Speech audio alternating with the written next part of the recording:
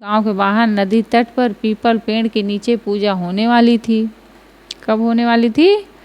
8-9 बजे रात में। गांव के लोगों में बीमारी से छुट्टी पाने तथा बीमारी को जाते हुए देखने को उत्साह था। रात 8 बजे तक पीपल पेड़ के नीचे सैकड़ों आदमी इकट्ठे थे। ओझा ने गेहूं का आटा गूंदा और उसका बड़ा दीपक बनाया। दूर तक चौका पूरा गया। पूजा का विधान बड़े पाखंड के साथ किया गया। ओझा ने सबको 10 गज की दूरी पर बैठा दिया और 2 मिनट के लिए सबको आंखें मूंद लेने का निर्देश किया। पश्चात लोगों ने आंखें खोली तो गेहूं के आटे के विशाल दीपक में घी में आधी डूबी बत्ती जल रही थी। उसका प्रकाश चारों ओर फैल रहा था, परंतु आश्चर्य कि वह आटे का जड़ दीपक नदी की ओर रेंगता हुआ चल रहा था। ओझा बाबा ने कहा, सब लोग देख लो, बीमारी रेंगती हुई जा रही है और ये नदी में सदैव के लिए डूब जाएगी। सचमुच हुआ भी यही। वह दीपक देखते देखते नदी में जाकर डूब गया, परंतु भोले ग्रामीणों को ये पता नहीं था कि वह दीपक कछुआ की पीठ पर था। अब कहे, अब कछुआ कहाँ जाएगा? नदी में ही जाएगा, पानी की ओर। ऐसे ऐसे लोग होते हैं, देखा।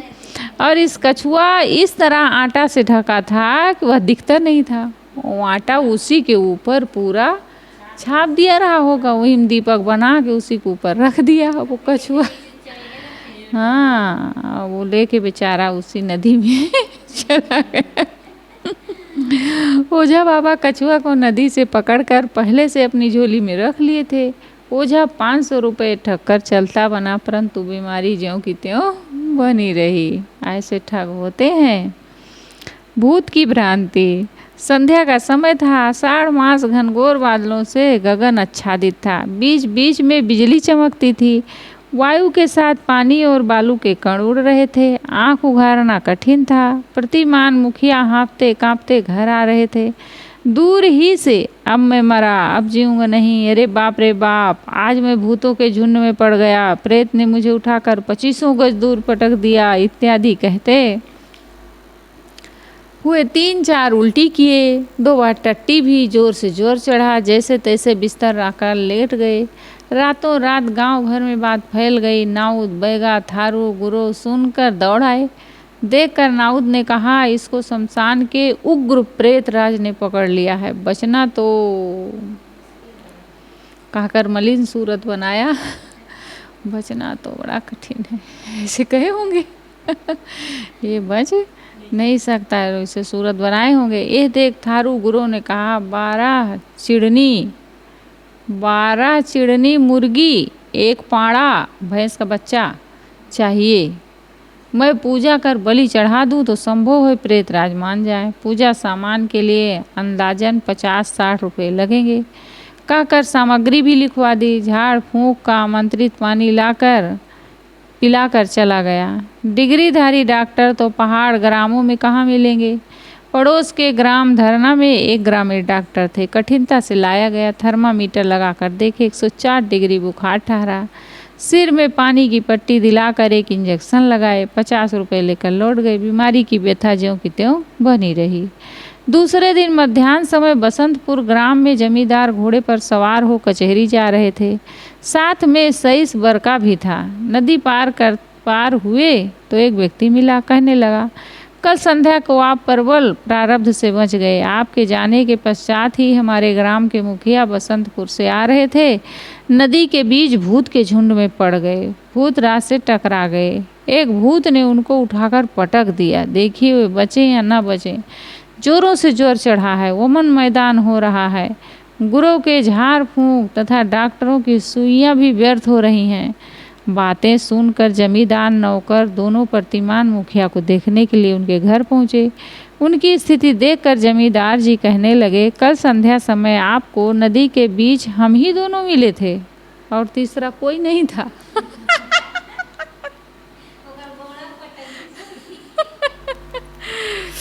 कल तो हम ही लोग आपको मिले थे नदी के बीच, तीसरा कोई नहीं था। आपको हमने भली प्रकार पहचान लिया था, पर आंधी पानी के मारे शीघ्रता से चलने में लक्ष्य होने के कारण कुछ बोल न सके। आप भी सामने से वायु वेग से बरसते हुए बालू पानी की चोट से बचने के लिए आंख मूंद कर हताश भयभीत हो हाथों में कुदाली फाली लिए तेजी से आ रहे थे।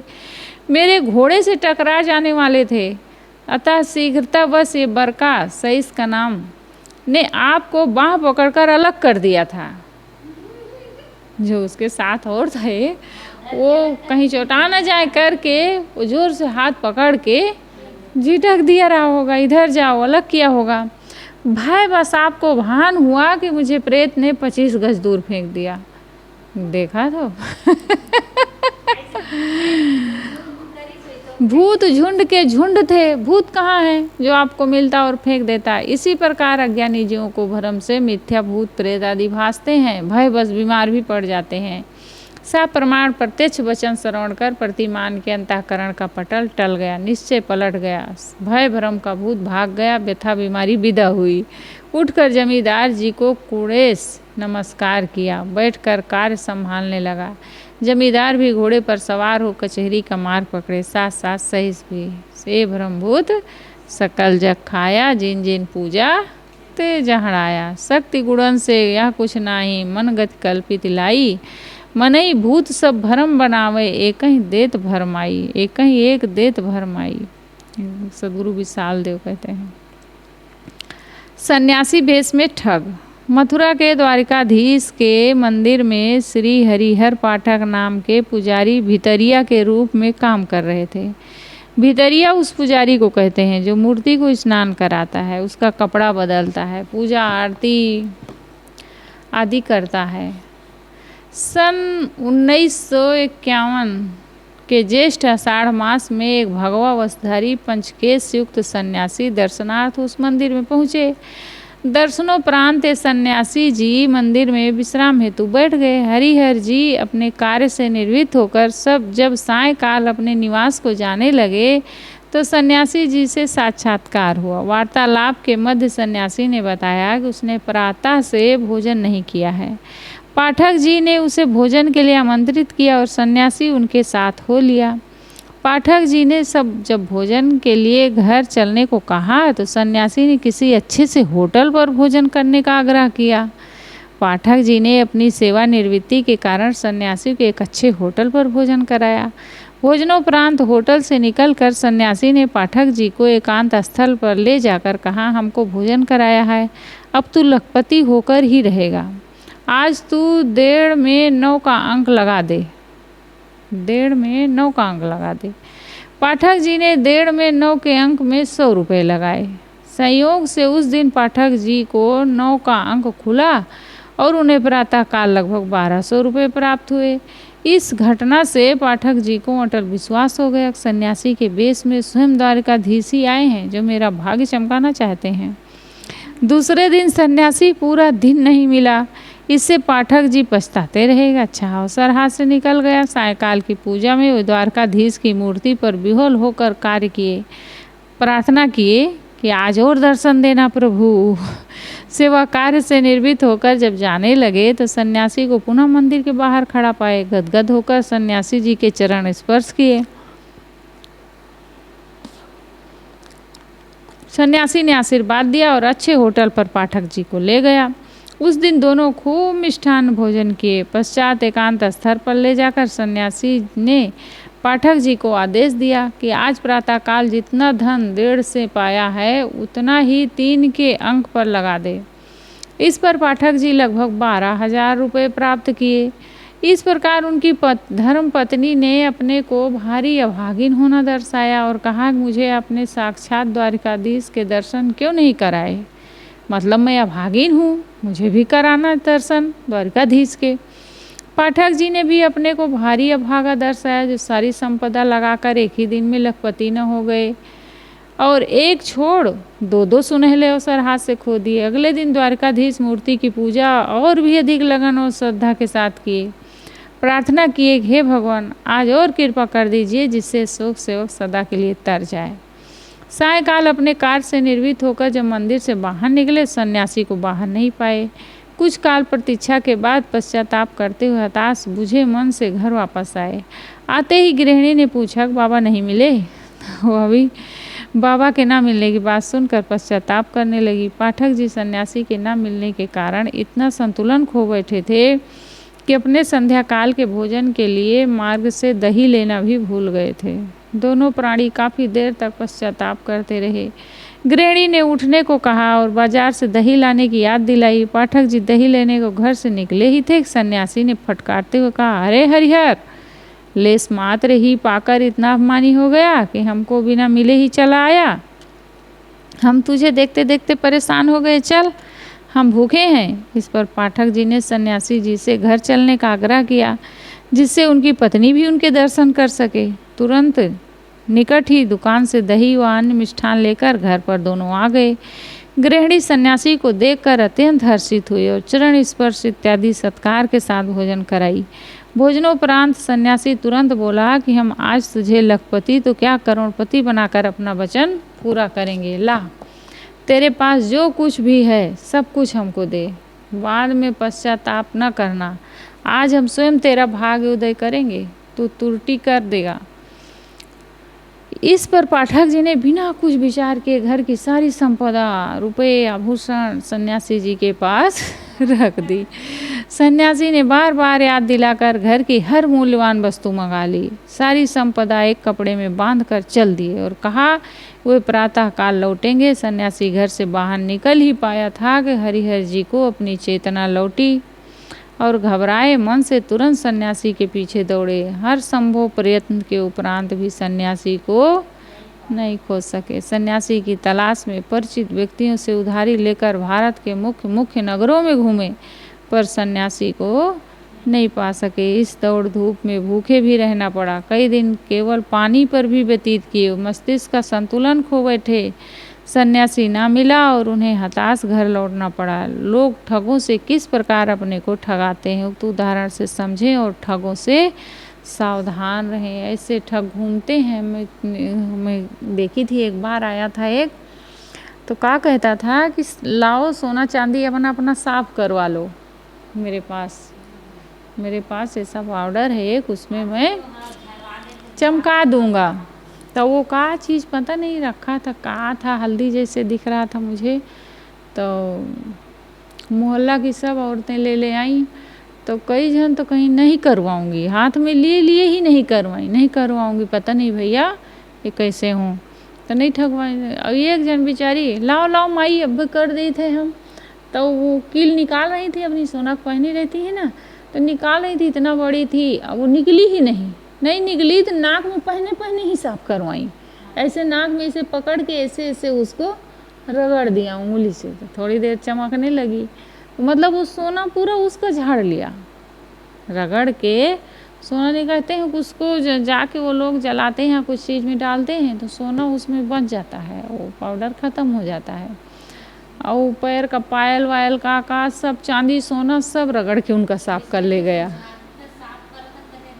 हाँ, नहीं तो साफ करने का आता होगा कुछ। अब सब ठग नहीं होते, लेकिन वो तो ठग था ना भाई। जब गई उसको दिखाई पूरा। मित्र अपनी पूर्व अवस्था की बात कर रहे थे जब उन्हें सत्संग नहीं प्राप्त था। उन्होंने बताया कि एक बार मैं लकड़ी से भरी गाड़ी लेकर एक छोटी सी पहाड़ी पर चढ़ रहा था। मेरे बैल घाटी पर नहीं चढ़ पा रहे थे। वहीं पास में सिंदूर से पुती हुई एक पत्थर की देव मूर्ति थी। मैंने उनसे जाकर बहुत प्रार्थना की कि देव मेरी गाड़ी निकाल दो, परंतु गाड़ी नहीं निकल सकी। दोबारा पुनः प्रार्थना तथा मानता भी की तो भी सफलता नहीं मिली। हम अपने साथियों सहित सोचे एक देवी देवता कुछ नहीं, पत्थर, मिट्टी या धातु के कल्पित देवी देवता मनुष्य द्वारा बनाए हुए होते हैं, उनमें कोई बल नहीं है। हम तथा हमारे बैलों में जोश आना चाहिए, तभी हम गाड़ी को निकाल सकते हैं। इतने में हम लोगों ने मन को बलवान करके गाड़ी में धक्का देते हुए बैलों को जोर से हाँका और गाड़ी चढ़कर पार हो गई। वे भोले भाई सोचनीय हैं जो कल्पित तथा मिथ्या देवी देवताओं के भरोसे हाथ पर हाथ धरे बैठे रहते हैं और अपने स्वावलंबी बनने योग्य जीवन को प्रावलंबी बना देते हैं। लोग भरोसे बैठे रहें, ऐसे जी रहे। हमारे ग्राम पीर की मसालें। हमारे ग्राम मेतवाड़ा में मेतवाड़ा से 1 मील दूर एक खेड़ी नाम का एक ग्राम है। अनेक साथियों के सहित वहाँ हम एक रात को नाटक देखने गए। रास्ता जंगल से होकर जाता है और 2 बार नदी पार करना पड़ता है। रास्ते में एक स्थान देवताओं का बताते हैं जिसे लोग खतरनाक कहते हैं। हम लोग 2 बजे रात तक नाटक देखते रहे। तब तक हमारे कुछ साथी मित्र मेतवाड़ा के लिए चल पड़े थे। हम लोग भी नाटक से उठकर घर चलने वाले ही थे कि 2-3 मुसलमान नवयुवक बीच रास्ते से भागते और घबराए हुए आए। वो अल्लाह अल्लाह कर रहे थे और पसीने से तरबतर थे। बहुत कठिनता से इतना कह सके, हमें नदी में बहुत सी मसालें दिखाई पड़ी और वे हमारी ओर आ रही थीं। हम भागे और यहाँ दम ले रहे हैं। उनके साथ में 2 हिंदू नवयुवक आए, वे भी यही बताए। उपयुक्त बातें सुनकर दूसरे मुसलमान अपने मुस्लिम बंधुओं से कहने लगे, मूर्खों, तुम लोगों ने कलमा क्यों नहीं पढ़ा? वे पीर बाबा थे। हमें आश्चर्य हुआ तथा उत्सुकता भी कि मैंने कभी मसाले नहीं देखी, ना ही पीर बाबा देखे। अगर ऐसा हो जाए तो मैं अपने आप को धन्य समझूंगा और उनसे बातें कुछ करूंगा। मैंने सब विचार किया और हम 2 साथी उनकी बातें सुनते हुए चले। हम दोनों एक ही विचारधारा के थे। जहाँ पर एक किस्सा हुआ था वहाँ हम लोग पहुँच गए। हमने देखा पहले एक मसाल हमसे 1 फर्लांग दूर नदी तरफ से उठी और उसी के पीछे दूसरी और तीसरी, चौथी, 5वीं, ऐसी 8 मसालें मैंने गिनी। हम दोनों यह आश्चर्य में दृश्य देखते खड़े रह गए। वे मसालें 1 या 2 मिनट तक जलती रहीं। तब मैं बोल उठा कि पीर बाबा, आप हमसे डरते हो क्या, जो दूर ही दूर से देख रहे हो? इतने में एक मसाल नीचे हुई और उस पर एक आदमी ने बोतल से तेल डाला। उसको देखकर मैंने और निडर होकर कहा, अब हम आपके पास आकर देखेंगे कि आखिर आप क्या हैं। इतने में वे सब नीचे नदी में उतरने लगे कि एक का हाथ मुझे टूटा हुआ दिखा और मैं चिल्ला उठा कि अमुक श्रीमान जी पीर हैं, और वे फिर भाग खड़े हुए। हमने उनमें से 3 आदमियों को और उनकी कमीजों से पहचान लिया। जब वे सुबह मिले तो मैंने उन श्रीमान पीर जी से बातें की तो वे बहुत शर्मिंदा हुए। वे हमारे एक क्लास फेलो साथी थे जिनके साथ मैंने 11वीं पास की थी। उन्हीं के साथ 2 और साथी थे जिन्होंने मेरे साथ 8वीं तक शिक्षा प्राप्त की थी। इस प्रकार हमारे समाज के ढोंगी लोग आगे चलकर अपनी चाल पर सफल होकर भोली भाली जनता से खूब रुपए ठगते हैं। ये सब पाखंड हमारे ही बंधु अपने को पुजाने या पैसा कमाने के लिए करते हैं। इनसे सदैव सावधान रहना चाहिए। वही लोग जलाते थे मसाल को और लोग डर जाते थे कैसे ऐसे।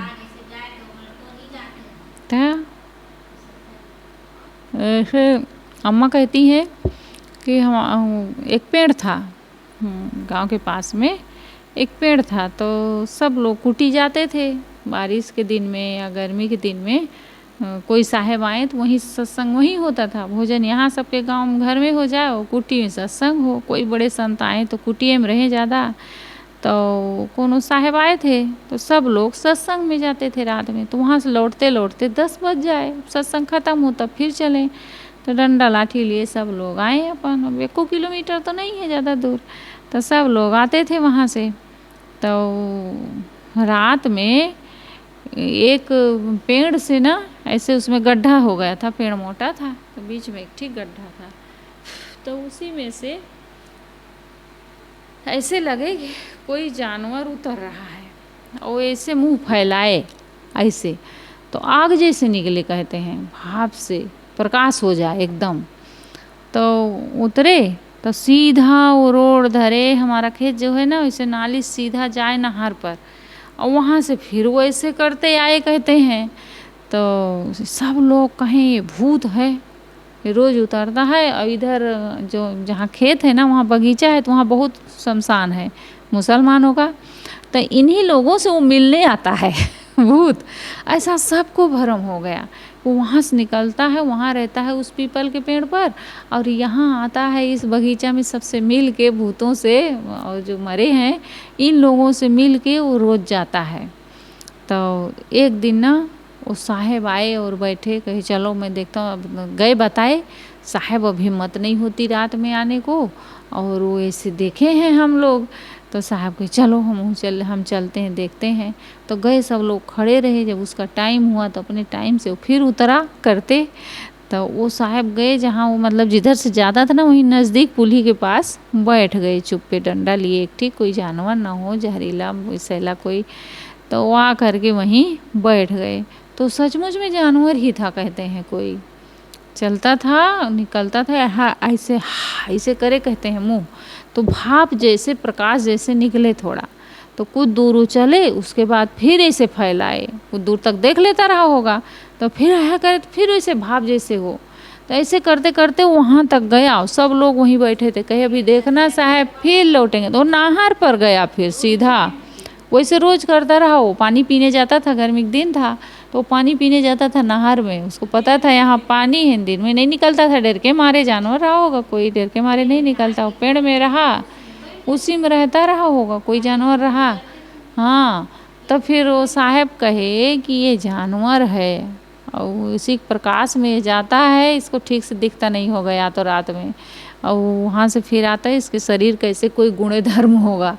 तो कहते हैं उसको ना दूसरे दिन जब फिर आया तो ये लोग डंडा लेके उसको दौड़ाए, तो भागा। फिर कहते हैं तो बहुत दूर के बाद जा कर के जलाया, फिर डर के मारे भागा। वो अपन चिल्ला के एकदम चाव से करके, कहते हैं चिल्लाया।